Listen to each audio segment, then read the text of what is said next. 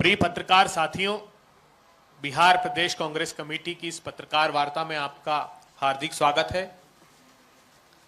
आज हमारे बीच देश की दो महान शख्सियत, भारतीय राष्ट्रीय कांग्रेस के पदाधिकारी के रूप में इस देश के नौजवानों की, इस देश की कांग्रेस की मुखर आवाज और मूर्धन्य नेत्री रागिनी नायक, जो भारतीय राष्ट्रीय कांग्रेस की प्रवक्ता हैं, हम लोगों के बीच है। और इस देश की सरहदों पर अपने प्राणों को आहूत करने के लिए हमेशा आतुर रहने वाले हमारे कर्नल चौधरी साहब, जो भारतीय राष्ट्रीय कांग्रेस के पूर्व सैनिक विभाग के प्रमुख हैं, हमारे बीच हैं। आप दोनों इस पत्रकार वार्ता को संबोधित करेंगे। मैं पहले आग्रह करता हूं रागिनी नायक जी से कि वे अपनी पत्रकार वार्ता को संबोधित करें।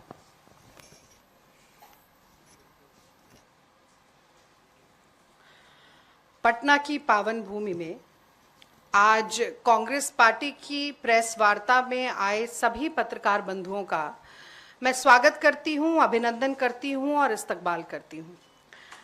अपनी बात इस दोहे के साथ आज मैं शुरू करना चाहूंगी और इसी से मुझे लगता है आज की प्रेस वार्ता की भूमिका भी बंधेगी कि सांच बराबर तप नहीं, सांच बराबर तप नहीं, झूठ बराबर पाप, जाके हृदय सांच है, ताके हृदय हरि आप। तो झूठ बोलना पाप है, झूठ बोलना पाप है, ये तो हम बचपन से सुनते आए हैं। इसीलिए ये कहना अतिशयोक्ति नहीं होगी कि एनडीए ठगबंधन ने पिछले 20 सालों में बिहार की जनता से इतने झूठ बोले, इतने जुमले सुनाए, इतना फरेब और इतना पाखंड किया कि उनका पाप का घड़ा भर चुका है। झूठ बोलना पाप है, पाप का घड़ा भर चुका है जो 14 नवंबर को फूटने वाला है। झूठ की बिसात पर राजनीतिक चालें चलते हुए मुझे लगता है कि मोदी जी और अमित शाह जी ये भूल जाते हैं कि जनता को मूर्ख समझने वाला नेता अंततः खुद ही बुड़बक साबित होता है। आ रहे मोदी जी 4 बजे, आप सब लोग जानते ही होंगे, इसके बाद आपको वहीं जाना होगा। करीब 60 बार मोदी जी बिहार आ चुके हैं, लेकिन कब आते हैं? जब चुनाव होता है, चुनावी रैलियों को संबोधित करने के लिए आते हैं। आतंकी हमला हो जाता है देश में, राहुल गांधी जी वहां जाते हैं और मोदी जी बिहार में चुनाव की रैली को संबोधित करने के लिए आते हैं। साम दाम दंड भेद येन केन प्रकारेण, ये इनका मूल मंत्र है। रखिए मूल मंत्र, कोई दिक्कत नहीं है, लेकिन बिहार की जनता की आंखों में धूल मत झोंकिए, झूठ मत बोलिए। तो आचार संहिता से ऐन पहले आते हैं, 62,000 करोड़ की घोषणाएं करके जाते हैं बिहार के लिए, हजारों करोड़ की घोषणाएं, लेकिन ये नहीं बताते कि 1.25 लाख करोड़ का पैकेज 10-11 सालों में डिलीवर क्यों नहीं हुआ अभी तक। और 1.25 लाख करोड़ बिहार का स्पेशल स्टेटस तो छोड़ दीजिए, ₹1.25 का नेग भी उसमें से निकलकर क्यों नहीं आया केंद्र सरकार की तरफ से, यह बड़ा सवाल पूछा जाता है। कोई जवाब हमें नहीं मिलता। और 2 दिन पहले भारत के राजनीतिक इतिहास की सबसे छोटी प्रेस वार्ता आप लोगों ने देखी होगी, 26 सेकंड की प्रेस वार्ता, यानी कि मैगी बनने में भी 2 मिनट का समय लगता है। ये एनडीए ठगबंधन के नेता 1 मिनट भी टिककर मंच पर नहीं खड़े रहे और सम्राट चौधरी जी को अकेला छोड़कर ऐसे गायब हुए जैसे गधे के सर से सींग। और फिर सम्राट चौधरी जी को खुला मैदान मिल गया कि मोदी जी को खुश करना है, लंबी लंबी हाको, लंबी लंबी फेंको, वही शुरू हो गया। घोषणा पत्र में भी उस पर आऊंगी, पर एक बात जरूर कहना चाहती हूं, मोदी जी ने 11 साल में एक भी प्रेस वार्ता नहीं की। पत्रकार बंधुओं के सामने, उनके सवालों के सामने ऐसे थर-थर कांपते हैं मोदी जी। लेकिन उनसे पूछा जाना चाहिए कि आप काशी को क्योटो तो बना नहीं पाए। अब आप कह रहे थे कि मोतिहारी को मुंबई बनाएंगे, पर मोतिहारी की चीनी मिल कब खुलवाएंगे, मीठी चाय बिहार से कब पीकर जाएंगे, ये नहीं बताएंगे। तो बार बार घोषणा करते हैं पर पिछला हिसाब देने का कोई कर्तव्य नहीं है, कोई जिम्मेदारी नहीं है। अब इनके जुमला पत्र पर भी मैं आ जाती हूँ। घोषणा पत्र नहीं था ये घोषणा पत्र देने का समय थोड़ी ना था, ये तो रिपोर्ट कार्ड दिखाने का समय था, उपलब्धियां गिनाने का समय था, अचीवमेंट दिखाने का समय था। पर जानते थे कि अगर रिपोर्ट कार्ड लेके आएंगे तो मिलेगा नील बटा सन्नाटा, 0 0 बड़ा सा 0। तो मैं घोषणा पत्र नहीं कहती, मैं तो जुमला पत्र कहती हूं, क्योंकि जुमले ही जुमले हैं। तो पहली बड़ी बात जो जुमला पत्र में बोली इन्होंने, 1 करोड़ नौकरी। पिछले 11 साल में 2 करोड़ नौकरी किसी साल में दे दी हो तो बताइएगा। पूरे देश में 2 करोड़ नौकरी नहीं दे पाए, बिहार में 1 करोड़ नौकरी दे देंगे। क्या बात कर दी मोदी जी ने। और जैसे ही नौकरी और करोड़ों की बात आती है तो मुझे नाली की गैस पर पकौड़ा तलने वाली बात भी याद आ जाती है। और एक मुझे डायलॉग भी बहुत याद आता है, आपको भी शायद याद होगा, ये 2.5 किलो के हाथ वाला सनी देओल, याद है आपको? 2.5 किलो का हाथ जब पड़ता है तो उठता नहीं, उड़ जाता है। पर मैं दूसरे डायलॉग की बात कर रही हूं, तारीख पे तारीख, तारीख पे तारीख, तारीख पे तारीख। और वैसे ही उसी तर्ज में एनडीए ठगबंधन की घोषणा पे घोषणा, घोषणा पे घोषणा, घोषणा पे घोषणा। तो वो ठगबंधन जो नौजवानों को रोजगार मांगने पर लाठियों से भांजता है, वो क्या नौकरियां देगा?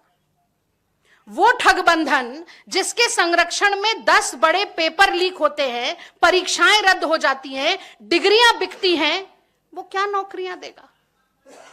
वो ठगबंधन जिसके शासन में 3 करोड़ 45 लाख रजिस्टर्ड मजदूर हो जाते हैं बिहार में, 3 करोड़ 18 लाख नौजवान पलायन करने को मजबूर हो जाते हैं, वो क्या नौकरियां देगा? ऐसा ठगबंधन जिसकी नाक के नीचे स्कूलों की एनरोलमेंट रेट लगातार गिरती जाती है, देश में सबसे कम हो जाती है, उच्च शिक्षा का ग्रॉस एनरोलमेंट रेशियो 17% पर आ जाता है, यानी कि 18 से 23 साल के करीब 1 करोड़ नौजवान बिहार में उच्च शिक्षा से वंचित हैं। ये क्या पढ़ाएंगे और ये क्या रोजगार देंगे, ये क्या नौकरी देंगे? मुझे लगता है आज ये सबसे बड़ा पर्दाफाश है इनके झूठ का। कहते हैं कि हम आधुनिक शिक्षा देंगे। 17,000 सरकारी स्कूल ऐसे हैं जहां बिजली नहीं है, 86% स्कूल ऐसे हैं जहां कंप्यूटर नहीं है। और ये आधुनिक शिक्षा की बात करते हैं। आधुनिक शिक्षा का आ भी नहीं दे पाए बिहार में, 20 साल हो गए। पूत के पांव पालने में ही दिख जाते हैं, अब तो 20 साल गुजर गए, ये आगे भी कभी नहीं दे पाएंगे। दूसरा बड़ा जुमला, 50 लाख करोड़ का निवेश होगा। पिछले 6 महीने में 11 बड़े कारोबारियों, व्यापारियों की हत्या हो गई सरेआम, दिन दहाड़े। कौन करेगा इस जंगल राज में आकर निवेश? जंगल राज भी कहूंगी और रावण राज भी कहूंगी। कौन करेगा ऐसी जगह पर आकर निवेश? और अगर निवेश करवाना था तो कह देते ना अडानी जी को। 1 रुपए प्रति एकड़ में जमीन दे रहे हैं, LIC का 32,000 करोड़ रुपया दे रहे हैं, और फिर कह रहे हैं निवेश 50 लाख करोड़ का करवाएंगे। अगर करवा सकते तो जहां चाह वहां राह होती है, अभी तक क्यों नहीं करवाया? और किसी पत्रकार बंधु को मौका मिल गया, उसने पूछा अमित शाह जी से कि औद्योगिक विकास क्यों नहीं हुआ बिहार में? तो कहते हैं जी यहां पर जमीन ही नहीं है, कहां इंडस्ट्री लगाएंगे, कैसे औद्योगिक विकास करेंगे? तो चुनाव के बाद जमीन स्वयंभू हो जाएगी, जैसे महामानव स्वयंभू हुए थे। स्वयंभू महामानव की तरह मुझे लगता है जमीन भी स्वयंभू हो जाएगी और निवेश हो जाएगा अचानक से होकर। 70,000 करोड़ का घोटाला हो जाता है, कैग की रिपोर्ट कहती है। वही कैग की रिपोर्ट कहती है कि पिछले 5 साल में 3,59,000 करोड़ रुपया बिहार में लैप्स हो गया। महंगाई इतनी है, आसमान छू रही है। हमारे समय पे कहते थे महंगाई डायन खाए जात है, अब उसी महंगाई को डार्लिंग बना लिया है। पहले डायन होती थी, अब डार्लिंग है, अब गले लगा रहे हैं। इतनी महंगाई है, इतनी बेरोजगारी है, किसान आत्महत्या करने को लाचार है, और ये इतने घोटाले हो रहे हैं और इतना पैसा लैप्स हो जाता है। तो ऐसे भ्रष्टाचार वाले, ऐसे गैर जिम्मेदार ठगबंधन ना तो कभी बिहार में ये निवेश करवा पाए थे, ना ही निवेश करवा पाएंगे। अब मैं तीसरी बात पर आती हूं, खुद महिला। तो जुमला पत्र में महिला सशक्तिकरण की भी बात की गई। तो आगे मैं इन पंक्तियों के साथ बात करना चाहती हूं कि बिहार में लड़ रही हैं लड़कियां तब पढ़ रही हैं लड़कियां, लड़ रही हैं लड़कियां तब पढ़ रही हैं लड़कियां, अपना हर वजूद खुद गढ़ रही हैं लड़कियां, और इस अंधेरी रात में जब तलक न भोर हो दीप बनकर स्वयं जल रही हैं लड़कियां। तो जो बिहार की महिलाओं की बात हो, बेटियों की बात हो, लड़कियों की बात हो, तो एनडीए सरकार का जो राज रहा है वो एक लंबी स्याह काली रात की तरह है, जिसकी भोर होना अब बहुत जरूरी हो गया है। क्या दुर्दशा है महिलाओं की, ये मुझे कहने की जरूरत नहीं है, आप तो सब यहीं रहते हैं, आप जानते हैं, रोज पढ़ते हैं। पर मैं कुछ घटनाएं जरूर यहां पर बताना चाहूंगी कि हमें भूलना नहीं चाहिए। 6 मार्च 2025 बिहार शरीफ एनएचए के साथ के खेत में एक युवती की लाश मिलती है, उसके दोनों तलवों पर 9 कीलें ठुकी होती हैं। 1 जून 2025 मुजफ्फरनगर, सब पूरे देश ने देखा था, 11 साल की दलित बच्ची का बलात्कार होता है, 20 बार चाकू घोंपा जाता है, आती है वो इलाज के लिए पटना और पड़ी रहती है, एम्बुलेंस में मर जाती है। 19 जुलाई 2025 गयाजी में परीक्षण देने गई एक पुलिस सैन्य अभ्यर्थी बेहोश हो जाती है, एम्बुलेंस में उसे ले जाया जाता है कि इलाज के लिए ले जाएंगे, उसी एम्बुलेंस में उसका सामूहिक बलात्कार होता है। 1 अक्टूबर बेगूसराय, एक 13 साल की छोटी सी बच्ची रामलीला देखकर वापस लौटती है, उसका बलात्कार होता है, हत्या होती है और उसे पोखर में फेंक दिया जाता है। यह महिला सशक्तिकरण हो रहा है बिहार में। शर्म आनी चाहिए सम्राट चौधरी को इस तरीके की बात भी मुंह से निकालते हुए। पहले माफी मांगनी चाहिए बिहार की महिलाओं से, जिनकी अस्मिता को 10,000 रुपए में खरीदने के लिए चले हैं ये लोग। शर्म आनी चाहिए इनको। बिहार में रोज महिलाओं के खिलाफ 55 अपराध होते हैं, 35 महिलाओं का अपहरण होता है, 8 महिलाओं की हत्या होती है, एक हफ्ते में करीब 18 नाबालिग बच्चियों का बलात्कार होता है। और ये महिला सुरक्षा की बात करते हैं।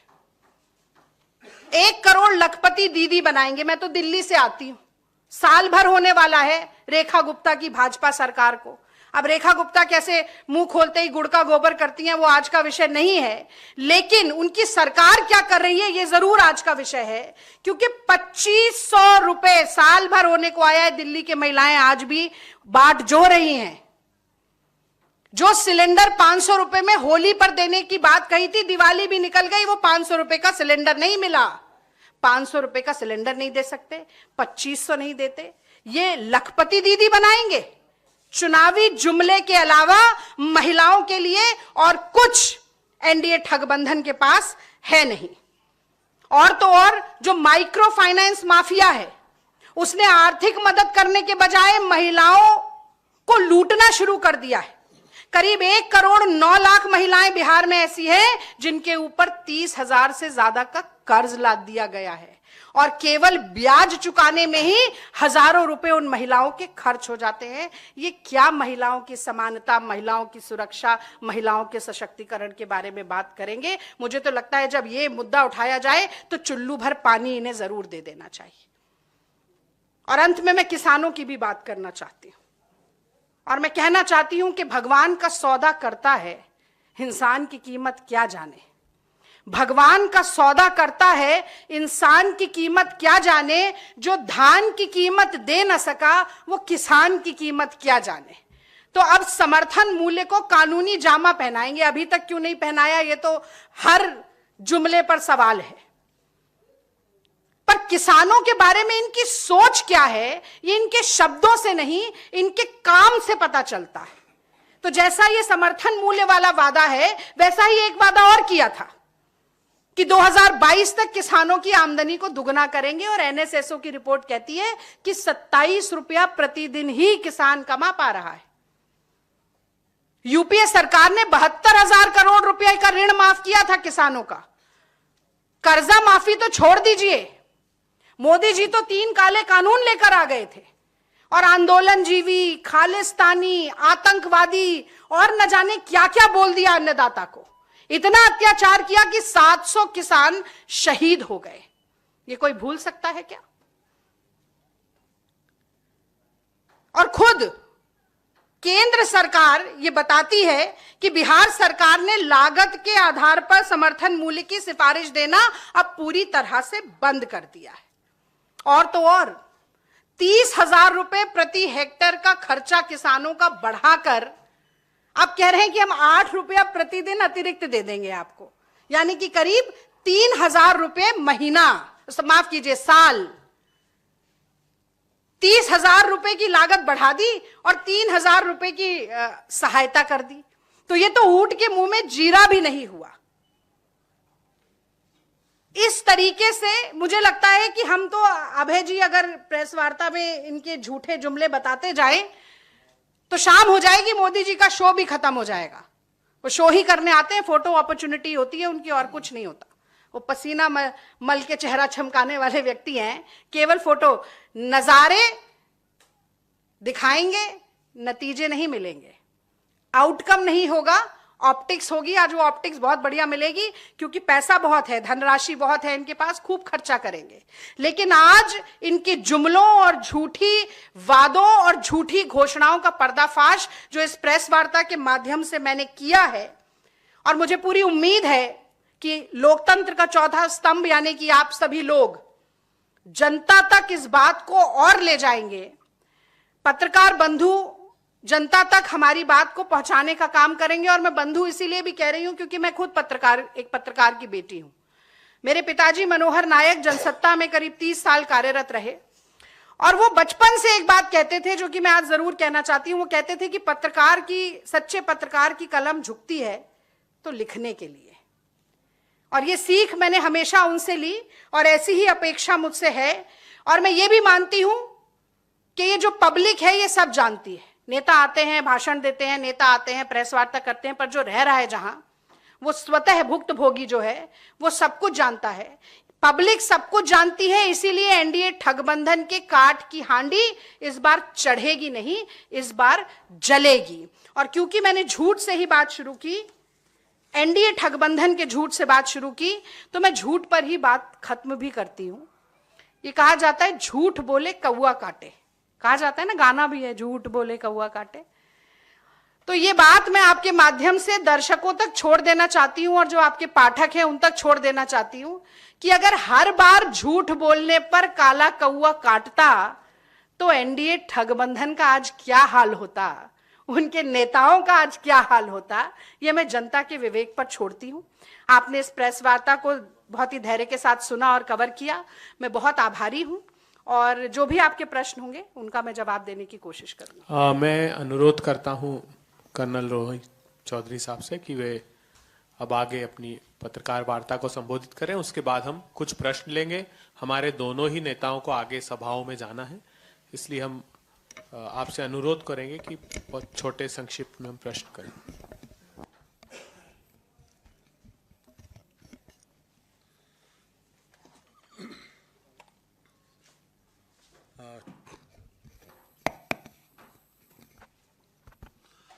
थैंक यू रागिनी जी। जय हिंद प्रिय साथियों, पत्रकार बंधुओं। रागिनी जी, अभय दुबे जी, धीरज जी, विनोद जी और चंदन कुमार जी, ये हमारे डायल 112 सर्विस जो हमारी बिहार की सर्विस तकरीबन 10,000 से अधिक एक्स सर्विसमैन पुलिस में एम्प्लॉयड हैं, उस ऑर्गेनाइजेशन के ये प्रेसिडेंट हैं। और धीरज जी जो है ये वाइस प्रेसिडेंट हैं। और विनोद जी बिहार की एक्स सर्विसमैन विभाग के वाइस चेयरमैन हैं। तो साथियों, रागिनी जी ने जो बात कही, झूठ का जो तंत्र इन्होंने आपके सामने रखा, इस एनडीए सरकार का, मोदी जी का और उनके मंत्रिमंडल का, उनके साथियों का, उसी को आगे बढ़ाते हुए मैं कहना चाहूंगा कि जो देश के सैनिकों का जो अपनी कुर्बानी देने के लिए -60 डिग्री से 60 डिग्री तक के टेम्परेचर के अंदर मरने के लिए, तपने के लिए, लड़ने के लिए, देश की सुरक्षा के लिए खड़े रहते हैं, उनसे जब झूठ बोल सकते हैं तो बाकी लोग 140 करोड़ लोगों से झूठ बोलना बड़ी आसान बात है, ये उनके खून में रमी और बसी हुई चीज है। तो ये झूठ बोलने का तंत्र हमें खत्म करना है। तो साथियों, एक दोहे के साथ मैं शुरू करना चाहूंगा। कभी ठंड में ठिठुर कर देख लेना। मैं कोई कवि नहीं हूं, हथियार चलाए हैं, मिसाइल चलाई हैं, तो कवि नहीं है, लेकिन फिर भी कहना चाहूंगा। कभी ठंड में ठिठुर कर देख लेना, कभी तपती धूप में जलकर देख लेना, कैसे होती है हिफाजत मुल्क की, कभी सरहद पर चलकर देख लेना। मोदी जी, कभी चलकर देख लेना। आप वर्दी में उनके साथ जाकर होली दिवाली के समय तो बिताते हैं, लेकिन जब उनके अधिकारों की बात आती है तो आप कहीं ना कहीं पर छुप जाते हैं और उनकी वेलफेयर करने के लिए और देश की सुरक्षा को पूरा चाक चौबंद करने के लिए कहीं ना कहीं चूक जाते हैं। तो साथियों, बिहार का एक एक युवा अपने दिल में सपना लेकर जवान होता है कि मैं देश की सेना के अंदर भर्ती होऊंगा और देश की सुरक्षा करूंगा। याद रहे कि बिहार देश की सेनाओं में 11% युवा भेजने का काम करता है। देश के पूर्व सैनिकों में 11% पूर्व सैनिक पैरामिलिट्री फोर्सेस में, सेनाओं में बिहार से आते हैं। और उनका सपना तोड़ने का काम मोदी सरकार ने बखूब किया। पहले तो उनके ऊपर थोपा अग्निवीर जैसी योजना, जो ना युवाओं के लिए सही थी और ना ही देश की सुरक्षा के लिए सही थी। हमने देखा 2022 के अंदर जिस तरह से पटना के अंदर कितना बड़ा जन आंदोलन युवाओं ने किया। आक्रोश था उनके दिल में, क्योंकि वो देश की सेवा करना चाहते थे, रेगुलर सैनिक बनना चाहते थे, लेकिन उनके सपनों को तोड़ने का काम मोदी सरकार ने किया। और उसके बाद सबसे बड़ी चोट अब, क्योंकि अगले साल से अग्निवीर 4 साल की अपनी सेवा पूरी कर कर वापस आएंगे और उनके सपनों पर, उनके भविष्य पर सबसे बड़ी चोट मोदी सरकार ने इस नोटिफिकेशन के जरिए दी है, मारी है कि वो 4 साल सेना में अग्निवीर रहे, आप सिंदूर में काम किया, लेकिन अब उनको मिनिस्ट्री ऑफ होम के नोटिफिकेशन के जरिए सिक्योरिटी गार्ड के तौर पर उनकी एब्जॉर्प्शन प्राइवेट सिक्योरिटी एजेंसीज में करनी शुरू कर रहे हैं। यह शर्मनाक बात है। क्या आप चाहेंगे देश का सैनिक जो 4 साल तक देश की सेना के अंदर काम करके आया है, क्या वो किसी अंबानी और अडानी की सेना के अंदर, प्राइवेट सेना के अंदर जाकर या उनकी सिक्योरिटी एजेंसी के अंदर जाकर सिक्योरिटी गार्ड का काम करे? ये भविष्य देश के और बिहार के युवाओं ने क्या अपने लिए देखा था? नहीं देखा था। ये नोटिफिकेशन कहता है कि मिनिस्ट्री ऑफ होम का है और ये कहता है आखिर में कि ये होम सेक्रेटरी की इजाजत से इशू किया हुआ नोटिफिकेशन है। हम इसकी कॉपी आपको देंगे। इसका मतलब ये अमित शाह जी की नाक के नीचे ये नोटिफिकेशन उनकी हामी के साथ निकला है।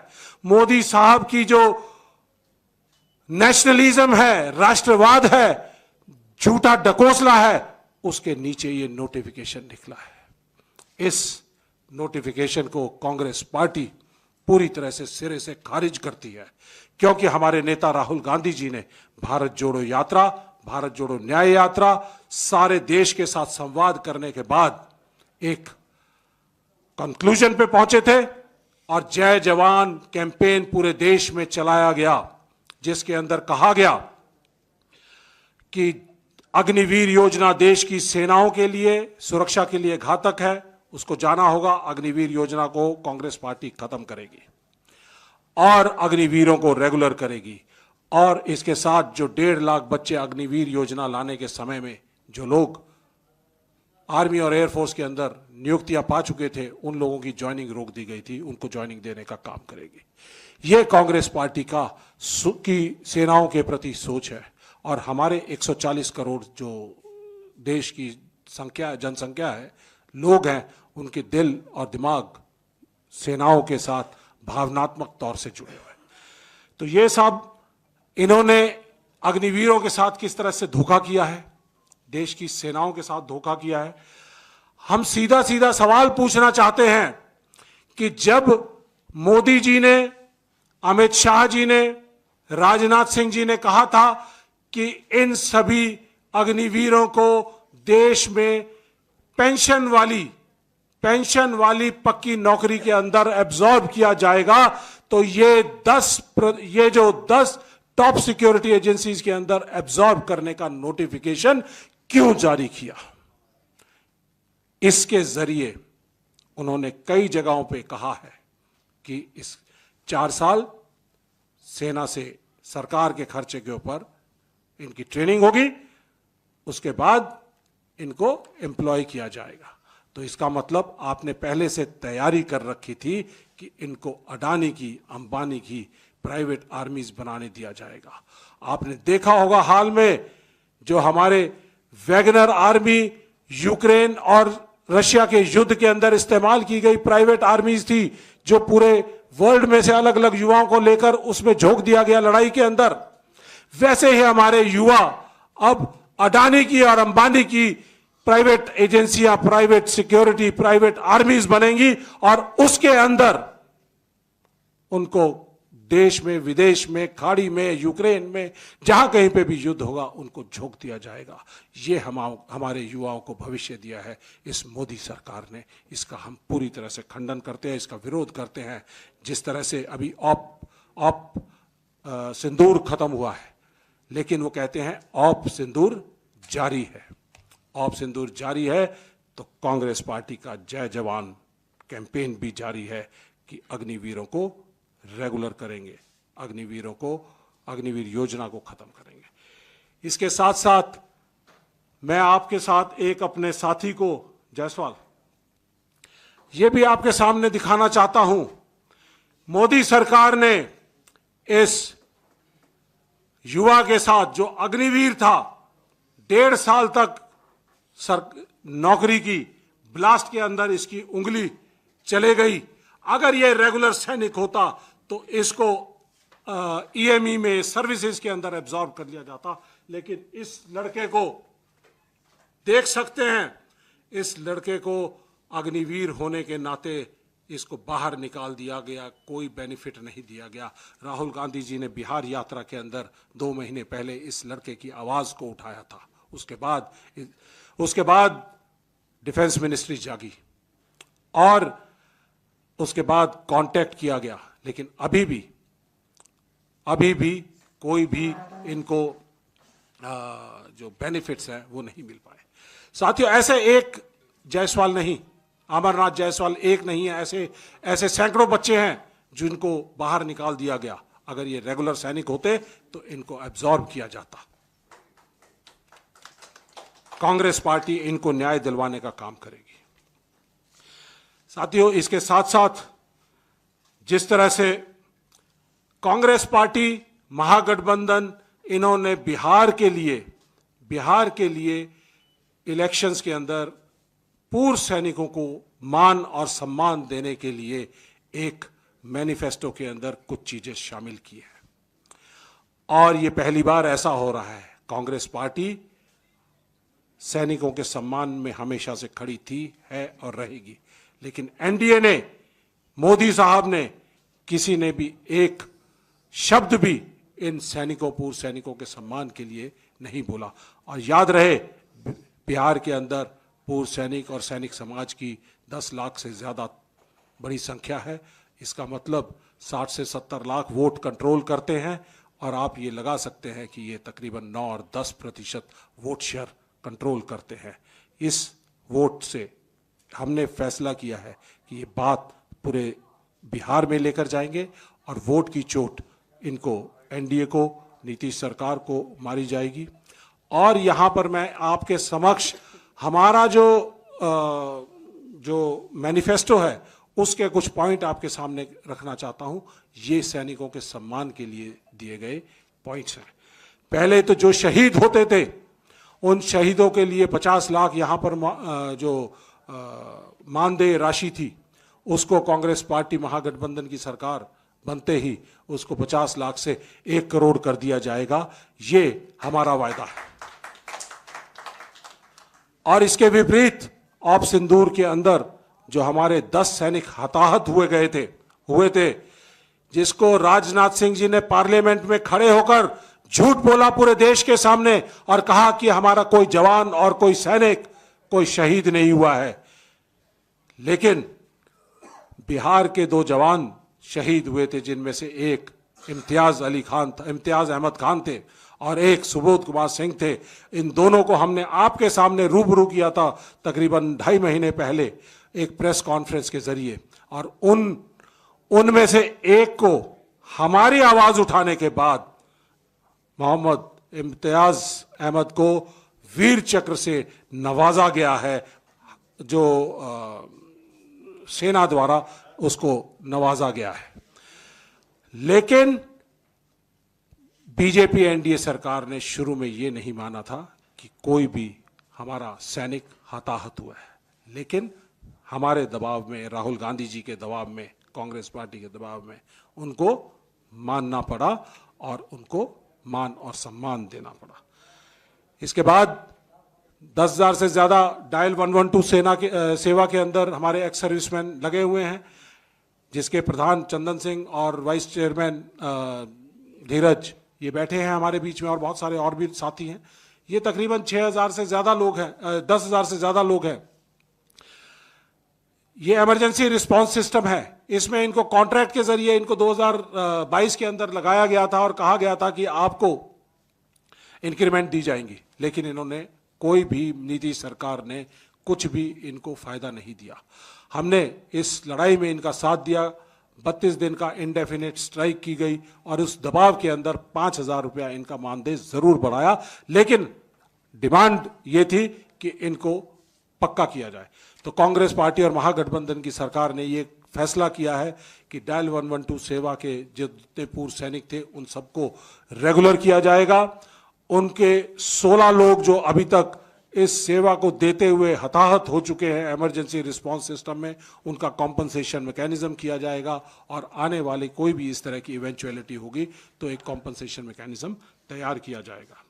इसके साथ सैनिकों के वेलफेयर के लिए हम लोग एक कॉरपोरेशन बनाने जा रहे हैं, जिसमें उनकी तरह तरह की जो उनकी समस्याएं हैं, जो उनके रोजगार है, स्वरोजगार है, जिसके बारे में मोदी जी जरूर बात करते हैं, लेकिन आज तक उन्होंने कभी ऐसा कदम नहीं उठाया है। तो वो कॉरपोरेशन बनाने का काम करेंगे। सरकार सेंटर के ऊपर दबाव डालेंगे कि अग्निवीर योजना को खत्म किया जाए और ओल्ड पेंशन स्कीम जो है वो वापस बहाल की जाएगी। इसके साथ साथ एक और जो सभी राज्यों के अंदर पूर्व सैनिकों के लिए एक कुछ पद निर्धारित किए जाते हैं, उनको बाकी अलग सभी राज्यों के तर्ज के ऊपर भी बिहार में पहली बार ये आरक्षण देने का कार्रवाई की जाएगी। मैं आपको यहाँ पर ये भी बताना चाहता हूँ कि पिछले 10 साल के अंदर सेंटर के अंदर तकरीबन 8,10,000 पूर्व सैनिकों के लिए पद निर्धारित है, जिसमें से इस मोदी सरकार ने, एनडीए सरकार ने सिर्फ 30,000 पूर्व सैनिकों की नियुक्ति की है। तकरीबन 7,80,000 पद खाली पड़े हैं। अगर ये पद भरे होते तो आज मेरे किसी भी सैनिक को, पूर्व सैनिक को वापस आने के बाद किसी भी इंडस्ट्रियल हाउस में या उसके बाहर सिक्योरिटी गार्ड की नौकरी नहीं करनी पड़ती। अगर एनडीए सरकार ने ये पद भरे होते, हम सीधे सीधे उनके ऊपर दबाव डालेंगे कि इन पदों को तुरंत प्रभाव से भरा जाए। इसके अलावा जिस तरह से मैडम ने बताया कि झूठे और प्रताड़ना भरे काम कर रहे हैं, मोदी सरकार के पहली बार हमने ऐसा देखा कि पिछले 10 साल के अंदर सैनिकों के ऊपर, पूर्व सैनिकों के परिवारों के ऊपर जिस तरह से हमले हुए हैं, मणिपुर के अंदर जिस तरह से आपने देखा, कारगिल युद्ध के इंडियन पीस कीपिंग फोर्स के अंदर काम किए हुए हमारे सैनिक हैं, उनकी महिलाओं के साथ किस तरह से नग्न अवस्था के अंदर उनकी परेड कराई गई, और मोदी जी के मंत्रियों से, मोदी जी से एक उनका सहानुभूति के लिए आवाज नहीं उठी। इसके साथ साथ हमारा एक 9 पैरा कमांडो का एक जवान जो जयपुर के अंदर, उसको पुलिस थाने के अंदर लाकर उसको पीटा गया, वो सर्जिकल स्ट्राइक के अंदर, वो पाकिस्तान के अंदर 10 किलोमीटर अंदर जाके लड़ाई तो लड़ सका, लेकिन अपने देश की पुलिस के सामने, एनडीए की सरकार के सामने, इस डबल इंजन की सरकार के सामने हार गया, क्योंकि उसको पुलिस ने पकड़कर उसको बिना बात कर मार पिटाई उसके साथ की। हम उनके साथ खड़े हैं। पंजाब के अंदर हमारे एक कर्नल साहब और उनके बेटे के साथ किस तरह से उनके साथ मार पिटाई की गई थी, उसके खिलाफ हम खड़े हैं। इसके साथ साथ भुवनेश्वर के अंदर इन्होंने एक ब्रिगेडियर की बेटी, जो अपने एक सर्विंग मेजर, जो उनके मंगेतर थे, उनके साथ जा रही थी, और डिप्टी चीफ मिनिस्टर के लड़के ने किस तरह से उनके साथ बदतमीजी की, और उसके बाद पुलिस थाने के अंदर जब वो रिपोर्ट लिखने के लिए गए तो उनके साथ प्रताड़ना की, पुलिस ने गलत व्यवहार किया। इंदौर में मैं याद दिलाना चाहता हूं कि यही बीजेपी एनडीए की डबल इंजन की सरकार थी, जहां पर हमारे 4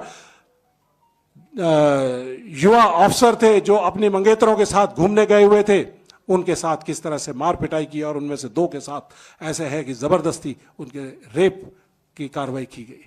तो ये डबल इंजन सरकारों के देश में सैनिकों और पूर्व सैनिकों के सम्मान के कार्य है, जो आपके जरिए मैं बताना चाहता हूं, और आपकी बहुत बड़ी जिम्मेदारी है कि ये पूरे बिहार के अंदर सब जगह लेकर जाए। और मैं अपने साथियों के 10 लाख पूर्व सैनिकों से आह्वान करना चाहता हूं कि जो सेना का सम्मान नहीं करता, हम उसके साथ नहीं है, और हम इस सरकार को उखाड़ कर बाहर फेंकेंगे। ये हमारा वायदा भी है। ये हम पूर्व सैनिक वायदा जब करते हैं या सैनिक वायदा करते हैं तो एक ही वायदा होता है हमारा देश से, या तो तिरंगे में लिपट कर आएंगे या तिरंगा फहरा कर आएंगे। और यह बीड़ा उठाया है पूर्व सैनिक विभाग कांग्रेस पार्टी ने कि अब या तो इस एनडीए की नीतीश की सरकार को उखाड़ कर फेंकेंगे, और उसके अलावा दूसरा कोई और विकल्प नहीं होगा। बहुत बहुत धन्यवाद। सवाल?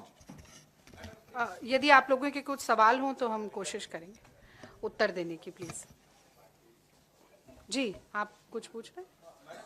आप लोग उद्योग धंधे की बात कर रहे हैं,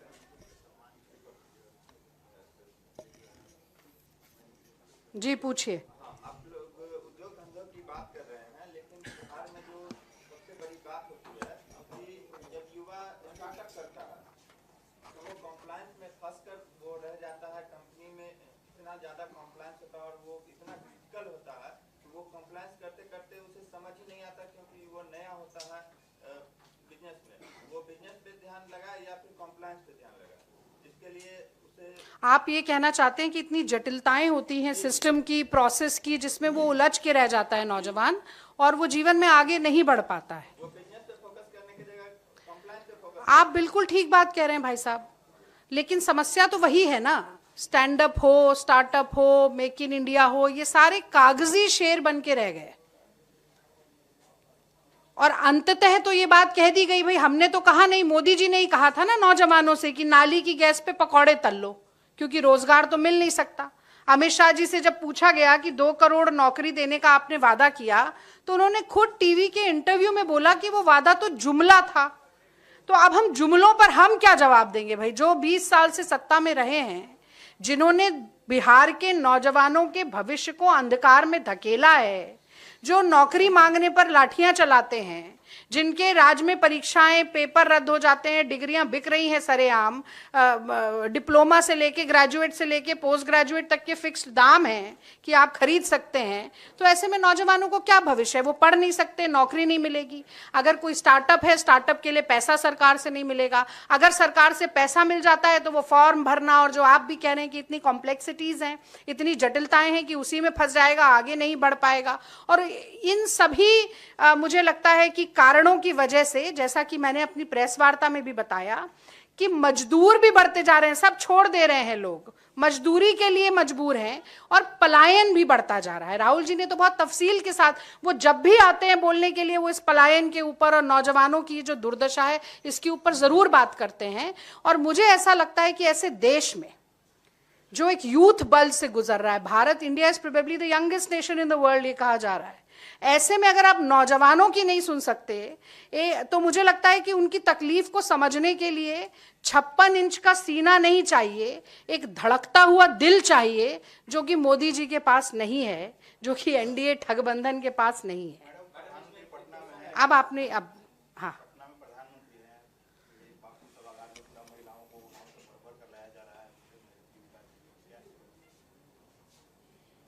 नहीं, आपका प्रश्न क्या है? प्रधानमंत्री पटना में है हाँ, और छठ पूजा को लेकर आप लोगों पर अपमानित करने का आरोप लगा। मैं तो भाई साहब आपसे जानना चाहूंगी कि क्या अपमान किया गया है। मैं फिर से कहूंगी, मैं दिल्ली से आती हूं, दिल्ली में वासुदेव घाट बनाया गया, रेखा गुप्ता मुख्यमंत्री हैं, भाजपा की सरकार है, जिसमें यमुना जी के बीच में एक ऐसा थोड़ा सा एक मिट्टी का की ऐसी लंबी सी रेखा दिखती है, वो आपने देखा होगा, बहुत फोटो भी चली। तो एक तरफ तो फिल्टर्ड निर्मल जल भरा गया मोदी जी की डुबकी के लिए, और एक तरफ जो यमुना जी का विषाक्त पानी है, जो दिल्ली भाजपा की सरकार के आने के 1 साल बाद यमुना जी में झाग, और अगर आप काला पानी देख लेंगे तो उतरने का मन नहीं आपका करेगा, ये हालत हो गई है। तो वो बिहार के और पूर्वांचल के लोगों के छठ के लिए वो पानी था, और मोदी जी की डुबकी के लिए अलग पानी था।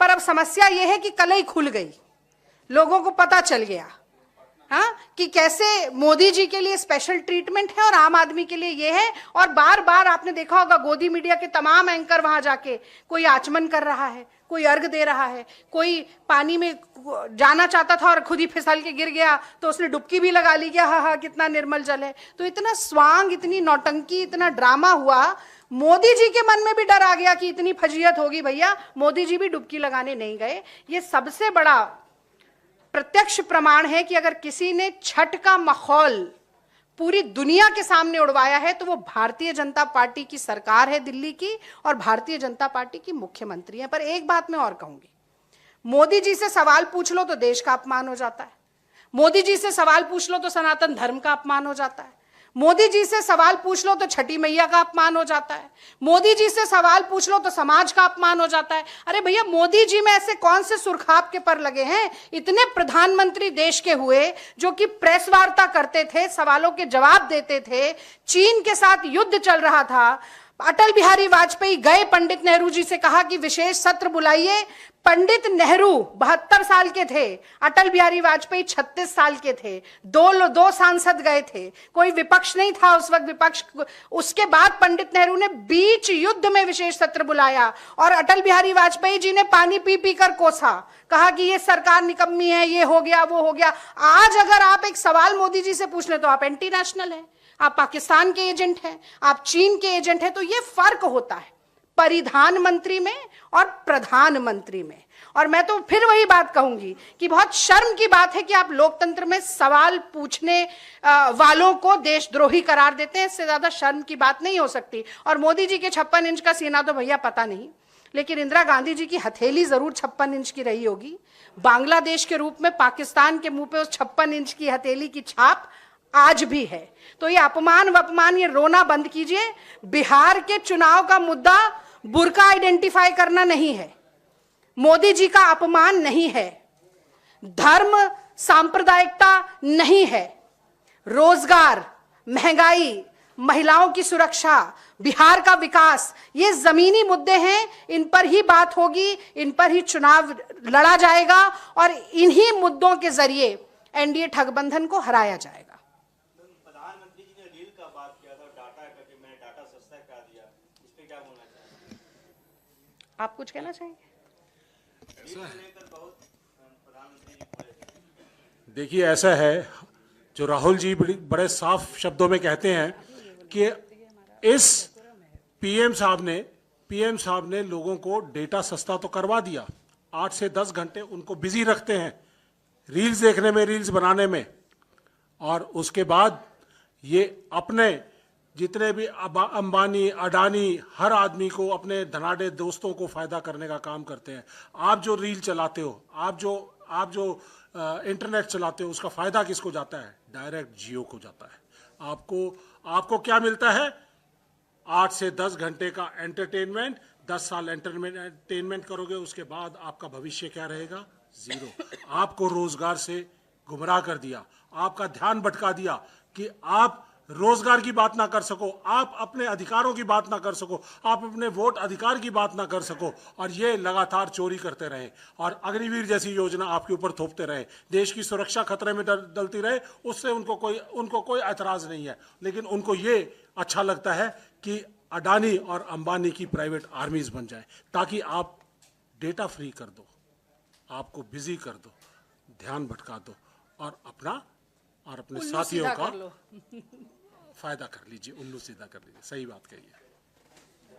बहुत बहुत धन्यवाद, बहुत बहुत धन्यवाद सभी का।